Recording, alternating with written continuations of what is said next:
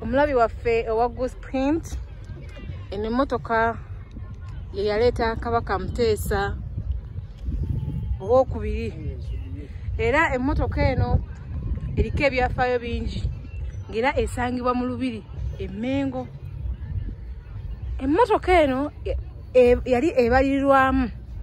sente zitakka wa miliyoni 10 ebiseera ebyo. Emmotoka eno erina ebbaati lyayo si lya bulijjo ate emmotoka eno emaze emyaka egisoba mu myaka nga 3 myaka 17 naye emmotoka eno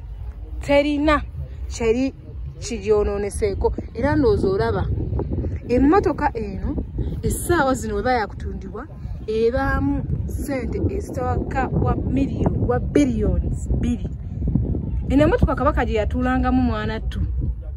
Emmotoka eno yatuulangamu Kabaka. Guno ogwe mupiira gw'emmotoka gwengezaako kugambako eno emmotoka ey'amakulu.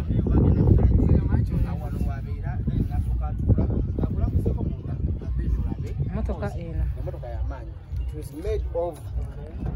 metal yeyo ziringa nga zino zokuonako neyingira yeyo giraba steering ekyaliwo oba ku zino ze batumira gundi steering nevaawo naye eno emmotoka baaba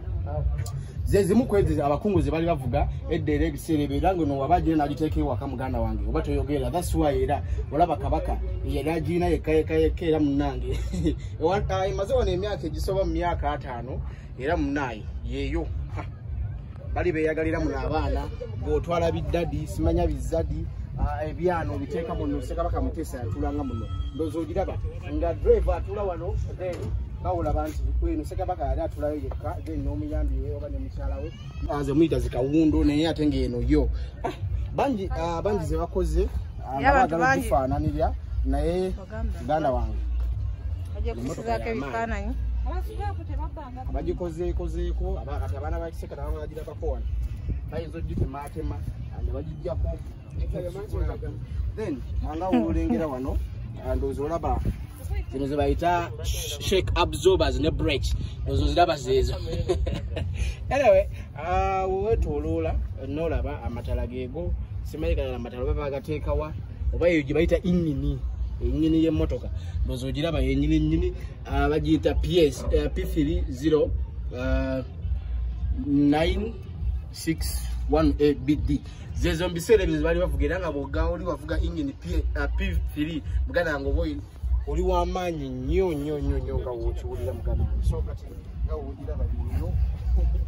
era abaagala gituulako eri wano mu Lubiri e Mengo